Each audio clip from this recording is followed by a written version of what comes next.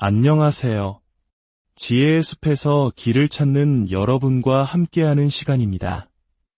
우리 인생에는 눈에 보이는 싸움이 있습니다. 세상과 부딪히는 갈등, 직장에서 마주하는 도전, 우리의 힘과 노력을 요구하는 수많은 책임들. 우리는 이런 외부의 전투에 익숙합니다. 하지만 정말 우리를 지치게 하는 것은 종종 보이지 않는 곳에서 벌어집니다. 굳게 닫힌 문 뒤에서, 가장 안락해야 할 가정 안에서, 그리고 가장 깊은 우리 마음 속에서 벌어지는 숨겨진 전투 말입니다. 이 싸움은 주먹이나 무기로 하는 것이 아닙니다. 때로는 날카로운 말로, 교묘한 조종으로, 혹은 무거운 침묵과 통제로 이루어집니다. 아마도 이 보이지 않는 전쟁터에서 만날 수 있는 가장 위험한 상대는 나르시시스트, 즉 자기애성 성격장애를 가진 사람일 것입니다. 그들은 겉보기에 너무나 자신감 넘치고 확신에 차 있으며 결코 흔들리지 않을 것처럼 보입니다. 하지만 만약 제가 그 우월함의 가면 뒤에는 언제라도 부서질 수 있는 연약한 구조가 숨어 있다고 말씀드린다면 어떨까요? 그들의 지배력이 사실은 전적으로 당신의 참여에 의존하고 있으며 당신이 그들의 개임에 동참하기를 멈추는 순간 그 모든 권력 구조가 무너지기 시작한다고 말한다면요? 오늘 이 이야기가 여러분의 마음에 깊은 울림을 준다면 잠시 시간을 내어 구독과 좋아요를 눌러주세요. 여러분의 작은 움직임이 비슷한 아픔을 겪는 더 많은 분들께 지혜와 용기를 전하는 빛이 될 것입니다. 여러분의 삶에 늘 평온과 지혜가 가득하기를 기원하며 오늘의 이야기를 시작하겠습니다. 우리는 오늘 그들을 숭배하거나 혹은 단순히 미워하기 위해 이 자리에 모인 것이 아닙니다. 우리는 배우고 이해하고 지식이라는 갑옷으로 스스로를 무장하기 위해 여기 있습니다. 나르시시스트의 통제를 무너뜨리는 심리적 기술을 이해할 때 당신은 당신의 정신뿐만 아니라 당신의 미래까지도 지켜낼 수 있기 때문입니다. 첫 번째 기술은 나르시시스트의 핵심적인 약점을 간파하는 것입니다. 이것은 그들의 정신세계를 지탱하는 건축 양식을 이해하는 것과 같습니다. 겉으로 보기에 그들은 흔들림 없고 자신만만하며 때로는 위협적일 정도로 거만합니다. 마치 세상이 자신을 중심으로 돌아가야 한다는 듯이 행동하죠. 하지만 이 모든 것은 한편의 연극일 뿐입니다. 수년에 걸쳐 때로는 어린 시절의 깊은 상처로부터 때로는 스스로 감당할 수 없었던 무력감의 무게로부터 만들어진 정교한 가면입니다. 당신이 보고 있는 것은 진정한 힘이 아닙니다. 힘의 의상, 힘의 흉내일 뿐입니다. 그리고 당신이 그 화려한 의상 너머의 진실을 보기 시작하는 순간 그들이 걸어놓은 마법은 풀리기 시작합니다. 나르시시즘의 심장부에는 하나의 역설이 존재합니다. 겉으로 강해 보일수록 내면은 더없이 약하다는 사실입니다. 그들의 과장된 태도, 항상 자신이 옳아야 한다는 강박, 대화를 지배하려는 욕구, 이 모든 것은 보상 심리의 발현입니다. 마치 바람을 너무 많이 불어넣은 풍선과 같아서 항상 공중에 띄워놓아야만 합니다. 아주 작은 바람이라도 빠지는 순간 그들의 자아는 절망과 분노 속으로 곤두박질치기 때문입니다. 이 약점을 이해하는 것은 그들을 동정하라는 의미가 아닙니다. 그들의 개임에 직면했을 때 어떻게 굳건히 서 있어야 하는지를 알기 위함입니다. 당신은 점차 그들의 공격성, 비난, 우월감이 사실은 깨지기 쉬운 연약함의 증거라는 것을 깨닫게 될 것입니다. 그리고 그 핵심에 연약함이 있다는 것을 아는 순간 당신은 더 이상 그들의 거짓된 자신감을 진정한 권위로 착각하지 않게 됩니다. 이 약점은 외부로부터의 인정에 대한 절대적인 의존성이라고 설명할 수 있습니다. 그들은 타인의 인정 없이는 단 하루도 살아남지 못합니다. 모든 칭찬 한마디, 모든 관심의 눈길, 타인으로부터 오는 모든 굴복이 그들의 연료가 됩니다. 심리학자들이 말하는 나르시시스트적 공급이 바로 이것입니다. 하지만 이 공급은 결코 그들을 만족시키지 못합니다. 마치 마른 장작을 너무 빨리 태워버리는 불길처럼 항상 새로운 땔감을 찾아 헤매야만 합니다. 이 끝없는 굶주림은 그들이 타인의 평가에 묶인 노예임을 의미합니다. 겉으로는 타인의 시선 위에 군림하는 척하지만 실은 그들의 정체성 전체가 밀물이 계속 밀려오는 해변의 모래성 위에 지어져 있는 것과 같습니다. 이것을 이해하면 당신은 나르시시스트가 결코 자유로운 존재가 아님을 깨닫게 됩니다. 그들은 끝없는 갈망의 셔틀에 갇혀 있습니다. 그들의 연약함은 비판을 받았을 때 가장 명확하게 드러납니다. 평범한 사람이라면 어깨를 으쓱하고 넘길 만한 사소한 지적조차 그들에게는 치명적인 상처처럼 느껴집니다. 자신의 위대한 자아상에 부합하지 않는 작은 의견 불일치, 단어 하나가 폭발적인 분노를 유발하거나 당신을 벌주기 위한 차가운 침묵으로 이어질 수 있습니다. 이것은 진정으로 내면이 단단한 사람의 행동이 아닙니다.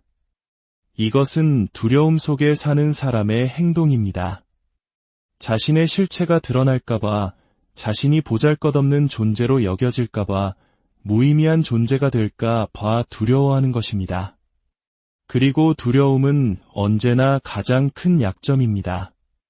이 사실을 깨닫기 시작하면 당신의 관점은 완전히 바뀝니다. 더 이상 그들의 허세에 최면이 걸린 듯 휘둘리지 않습니다. 가면 뒤에서 떨고 있는 손을 보게 됩니다. 그리고 그 통찰과 함께 명료함이 찾아옵니다. 당신은 그들의 게임에 참여할 필요가 없습니다. 왜냐하면 그 게임 자체가 텅 빈 중심을 보호하기 위해 설계된 것이기 때문입니다. 그들은 확신을 연기하지만 그것은 위조된 확신입니다. 숭배를 요구하지만 그것은 결코 채워질 수 없는 요구입니다. 강인함을 가장하지만 그것은 진실이라는 아주 작은 압력에도 무너져 내리는 허약한 강인함입니다. 이 약점을 이해하는 것은 그것을 직접 공격하라는 의미가 아닙니다. 그랬다가는 더 큰 방어기제와 분노, 조종을 유발할 뿐입니다. 오히려 그들의 힘이 어디에서 끝나는지를 정확히 인식하라는 의미입니다. 그들의 힘은 당신이 그 환상을 먹여 살리는 것을 멈추는 바로 그 지점에서 끝납니다. 두 번째 기술은 명확한 경계선을 설정하는 것입니다. 이것은 나르시시스트를 대할 때 가장 중요하면서도 가장 어려운 실천 중 하나입니다. 여기에는 명확성, 용기, 그리고 일관성이 필요합니다. 대부분의 사람들은 경계선의 중요성을 과소평가합니다. 인간관계란 상호 존중을 바탕으로 형성된다고 믿기 때문이죠. 조금 양보하고 조금 얻으며 양측이 자연스럽게 조율해 나가는 것이 보통의 관계입니다. 하지만 나르시시스트와의 관계에서는 그런 자연스러운 조율이 결코 일어나지 않습니다. 그들은 상호성의 원리로 움직이지 않습니다. 그들은 정복의 원리로 움직입니다. 그들은 당신과 그들 사이의 공간을 함께 나누는 영역으로 보지 않습니다. 차지해야 할 땅으로 봅니다. 당신이 단 한 번이라도 아주 약간이라도 물러서면 그들은 그것을 나약함의 신호로 해석하고 더 깊이 파고들 것입니다. 그렇기 때문에 그들에게 경계선은 단순한 제한이 아닙니다. 그것은 반드시 지켜져야 할 법입니다. 경계선은 단순히 아니오라고 말하는 것 이상입니다. 그것은 당신이 자신만의 가치, 한계, 그리고 정체성을 가진 별개의 존재임을 확언하는 행위입니다. 나르시시스트에게 그 분리됨은 견딜 수 없는 모욕입니다. 그들은 당신이 자신의 궤도 안으로 흡수되어 자신의 욕망을 중심으로 공전하기를 원합니다. 당신이 그 궤도를 벗어나는 순간 그들은 마치 당신의 독립성이 자신의 권위에 대한 도전인 것처럼 위협을 느낍니다. 경계선은 말만으로는 유지되지 않습니다. 단순히 당신의 규칙을 선포하고 그들이 존중해주기를 기대할 수는 없습니다. 나르시시스트에게 말은 또 다른 게임의 도구일 뿐입니다. 그들은 당신의 말을 왜곡하고 당신의 의도를 조종하며 당신의 결심을 시험하기 위해 끊임없이 한계에 도전할 것입니다. 중요한 것은 집행입니다. 경계선을 설정했다면 단 한 번의 예외도 없이 매번 행동으로 그것을 지켜내야 합니다. 만약 한 번이라도 위반을 눈감아 준다면 그들은 당신에 대해 아주 위험한 사실을 배우게 됩니다. 당신의 규칙은 유연하며 당신의 한계는 구부릴 수 있고 당신의 힘은 협상 가능하다는 것을 말입니다. 일관된 집행만이 경계선을 실제하게 만듭니다. 경계선을 지키는 데는 심리적인 무게감도 따릅니다. 특히 이런 행동에 익숙하지 않은 사람들은 죄책감을 느끼기 쉽습니다. 상대가 원하는 것을 거절하는 자신이 잔인하게 느껴질 수도 있고 아니오라고 말하는 것이 이기적이라고 느낄 수도 있습니다. 하지만 바로 그 죄책감이야말로 나르시시스트가 의존하는 것입니다. 그들은 그것을 착취합니다.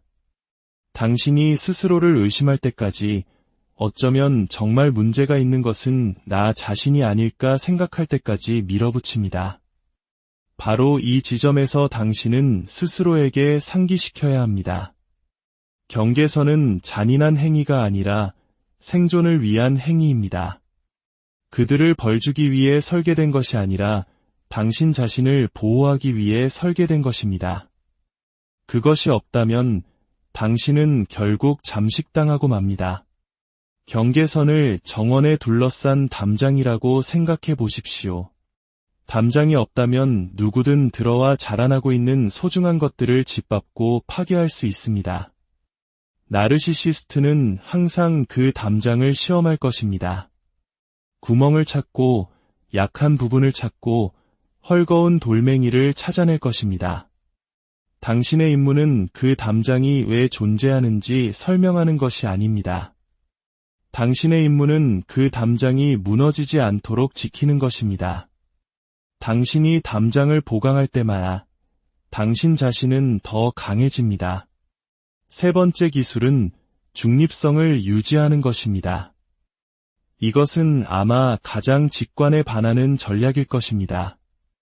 누군가 당신을 공격하고 도발하고 당신의 말을 왜곡하고 궁지에 몰렸다고 느낄 때까지 상황을 조종할 때 우리의 본능은 맞서 싸우고 자신을 방어하고 설명하고 보호하라고 외칩니다.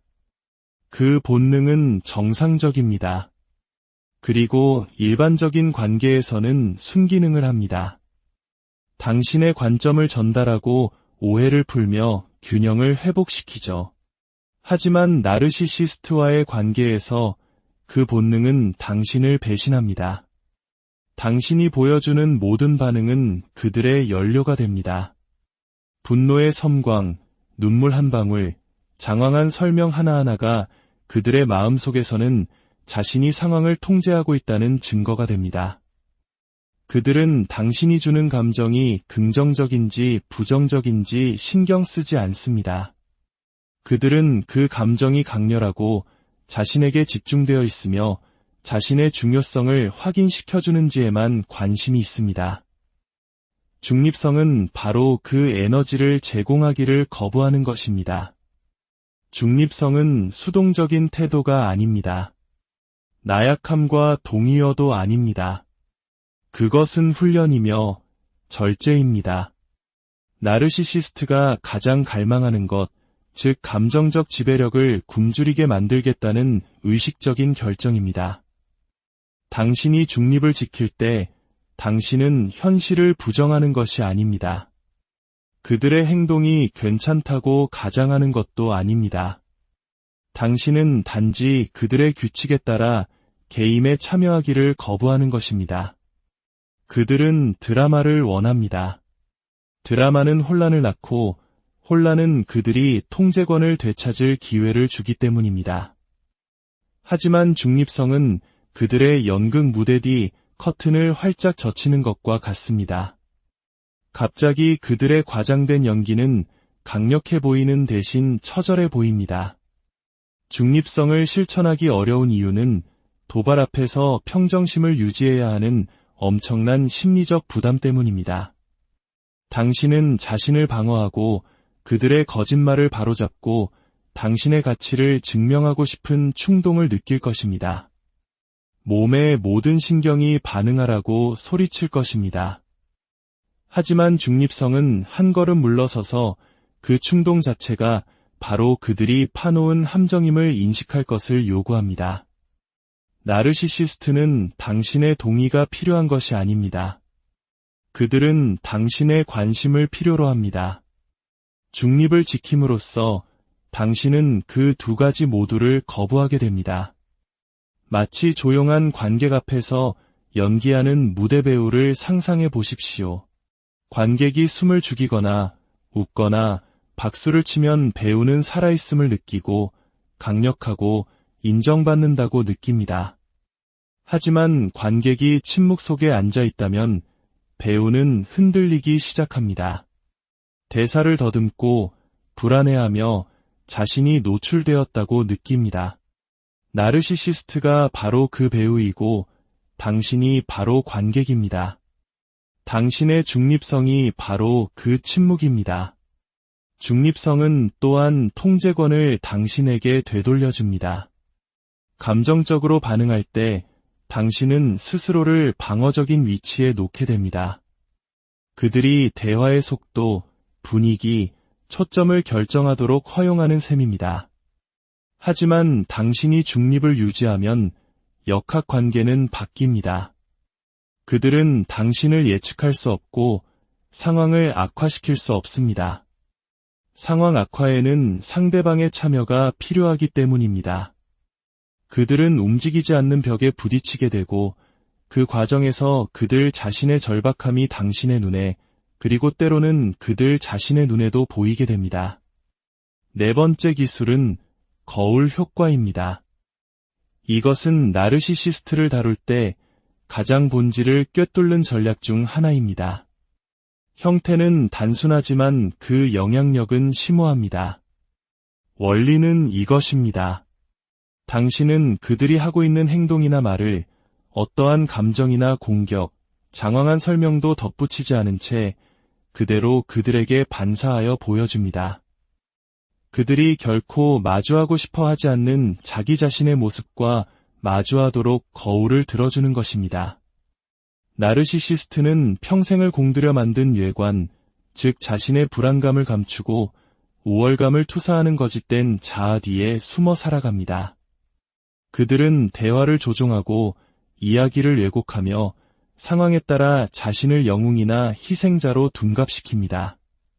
그들이 견디지 못하는 것은 바로 그 모순이 지적되거나 그 비일관성이 드러나는 방식으로 그들의 말이 반복되는 것입니다. 당신이 그들의 행동을 거울처럼 비춰줄 때 당신은 그들이 만들어내는 혼돈의 편린을 엿보게 만듭니다. 그리고 그 광경은 그들을 매우 불안정하게 만듭니다. 예를 들어 보겠습니다. 나르시시스트가 자신의 요구에 즉각적으로 응하지 않았다는 이유로 당신을 이기적이라고 비난한다고 가정해 봅시다. 장황하게 자신을 변호하는 대신 당신은 차분하게 이렇게 말할 수 있습니다. 제가 당신이 원하는 대로 즉시 움직이지 않아서 화가 나신 것처럼 들리네요. 당신은 공격하지도 애원하지도 않았습니다. 단지 그들의 불평을 그 본질이 드러나는 방식으로 그들에게 되돌려 주었을 뿐입니다. 혹은 그들이 명백히 자신의 잘못인 일에 대해 분노하며 당신을 탓한다고 상상해 보십시오. 당신은 중립적인 톤으로 그들이 했던 말을 거의 그대로 반복해 줄 수 있습니다. 그 순간 그들은 자기 기만이라는 방패 없이 자기 말의 불합리함을 듣게 됩니다. 거울 효과의 힘은 그들의 방식대로 게임에 참여하기를 거부하는 데서 나옵니다. 당신이 그들을 비난하는 것이 아니라 그들 자신의 말이 그들의 비합리성을 증명하는 것입니다.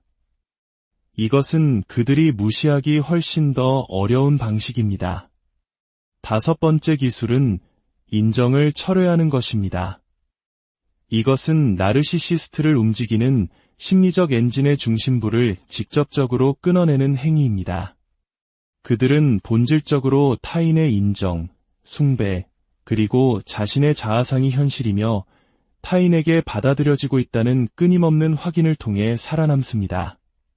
이것이 바로 그들의 삶이 과장된 이야기, 부풀려진 성취, 끝없는 관심 욕구로 가득 찬 이유입니다.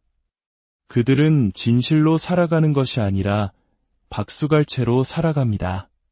그리고 그 박수갈채는 결코 오래가지 않습니다. 당신이 인정을 보류할 때 당신은 단순히 불친절하게 구는 것이 아닙니다. 당신은 그들의 거짓된 자아를 부풀리는 연료를 제거하는 것입니다. 건강한 관계에서 인정은 신뢰와 연결을 만들지만 나르시시스트에게 당신의 인정은 신뢰를 쌓는 대신 의존성을 키웁니다. 밑 빠진 독에 물을 붓는 것과 같습니다. 아무리 많이 부어줘도 결코 채워지지 않습니다.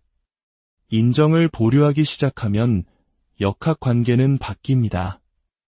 처음에는 그들이 그 부재를 알아차리고 당신을 시험할 것입니다.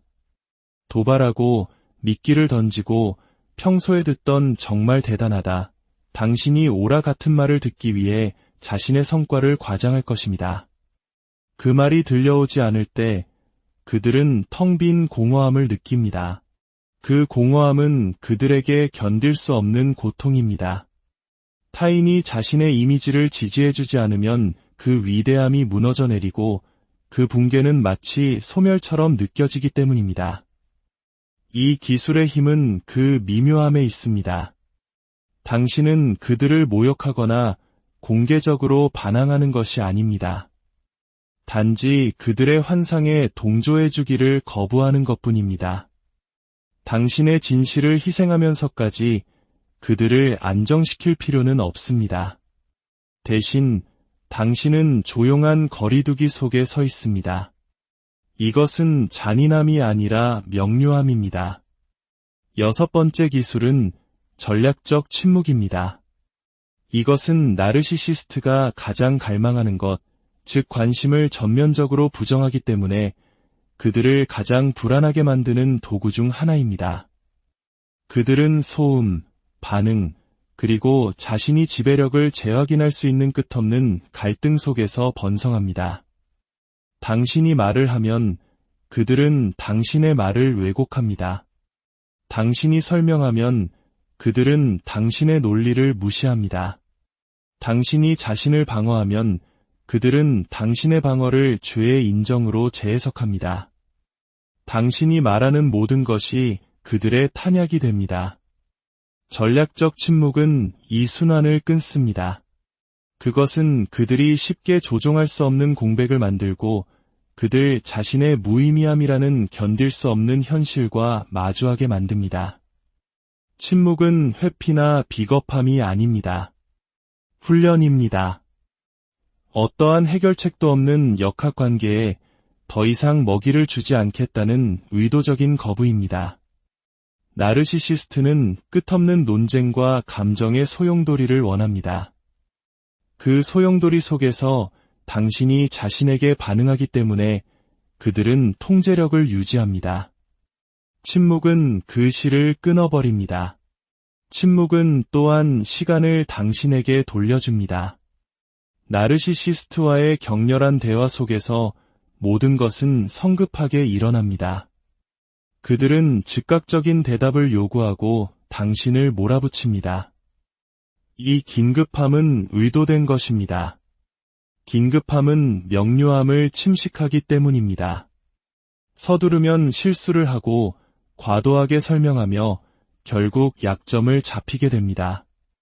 침묵은 그 속도를 늦춥니다. 생각하고 숨쉬고 그들의 요구에 휩쓸리는 대신 실제로 무슨 일이 일어나고 있는지 기억할 시간을 줍니다. 결론적으로 우리가 탐구한 이 기술들은 잔인함의 무기가 아니라 생존의 도구입니다.